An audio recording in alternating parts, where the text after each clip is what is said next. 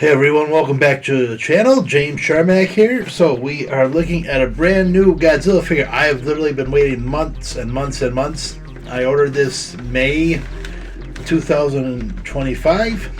It's supposed to come out June 2025, but here we are in January. It just arrived today. We're looking at the Hiya Toys Exquisite Basic Godzilla versus King Ghidorah Hokkaido Battle version. It's a mouthful, isn't it? Anyways, been waiting for it. I haven't got the non-legendary Godzilla figures from this company yet, so I want to see how this looks. So let's take a quick tour around the box, and we'll do the review. Okay, so the box looks pretty cool. You got a figure right there. Got some claw artwork, I guess. Logo of the movie. Side, you got a foot, I guess, as well as Godzilla 1991. On the back, some little bit of detail produced by the company. Where to find them. Picture of the figure. Picture of Godzilla angry. Top, Godzilla 1991. There you go. So let's get them out of the box and take a look at them. Okay, so we have them out of the package, looking very cool, pretty solid, nice detail on them. Obviously, I love it when they do the scale. A lot of work on the scales, a lot of work on the dorsal fins. Pretty cool looking, figure. Nice head sculpt going on. Nice eyes. Nice paint jobs on the claws and whatever. We'll take a look at the articulation a little bit. Look, obviously, I love that, they go kind of bonkers with it. Tail, pretty solid. Crazy amount of articulation. I've seen pictures where they try to balance Godzilla on just the tail. We're probably not going to do it, but still, I love how they put a lot of effort into these figures. Takes a long time to get here right now, apparently, but still, very worth it. A lot of work, as I said. Nice detail on the mouth. Pretty solid. So, pretty cool figure. I've seen a couple of complaints, like, joints or whatever, so we'll take a look at that in a little bit. Okay, so articulation-wise, he's got a lot going on. Obviously, the mouth. He's got 3 points around the neck, so you can get some crazy poses with that. He's got the arms a little stiff, but he's got bending at the bicep, bending at the elbow, wrist rotation back and forth. Diaphragm can't really bend back, can bend forward a little bit. It's a little tight to turn, but you turn them a little bit at the chest. Upper thigh rotation and back and forth. Double joint at the knee.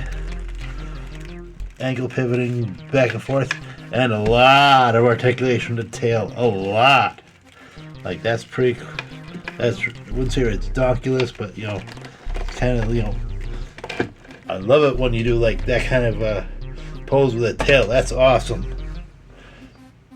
The accessory wise, doesn't come with much. Just comes with another pair of hands. I like the open claws, but if you want to do something that's a low reach, there you go.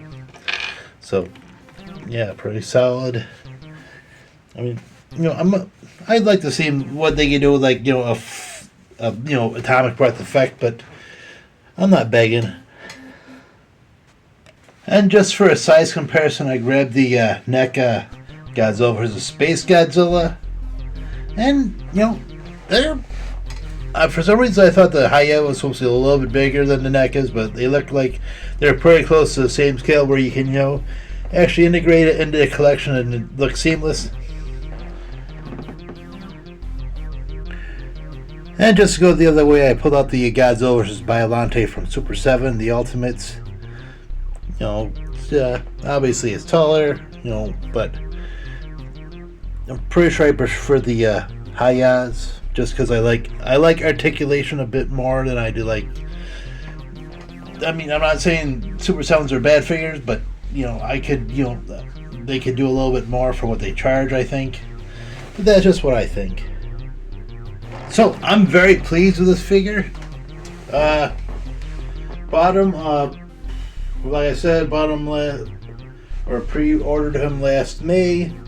Got a notification a little while back about, obviously tariffs, but they only added $1 to it, to the charge, so it ran for around $52. But, very pleased with it. I'm happy. Looks pretty cool. A lot of articulation, a lot of detail. I was very pleased with the legendary Godzilla figure I got through this company, and I'm just as pleased as this one, so I'm probably going to see about doing 1 or 2 more pre-orders in the near future. I want to see what the 2001 GMK looks like, and I want to see what their Millennium looks like.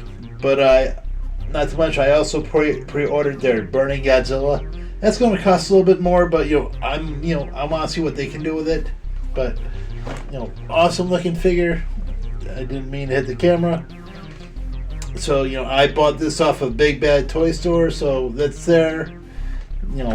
With the $4 shipping is about $56 or so. So well worth it. I'm not complaining. I'm very happy. I waited for this figure for a long time and it doesn't disappoint. So I'm very pleased. And yeah, I guess that's all I can say. So if you see him online, why not pick him up for yourself? So that's it for this video. Thank you guys for watching. Hope you did like it. Let me know, what you think about this figure. Let me know if you've had these problems I've seen with the Hiya toys about their articulation and joints popping out or whatever. I haven't had any problems with this one or the other figures I've gotten from them. So, there you go. This has been the Nerd Room with J&J. Keep on collecting and happy hunting.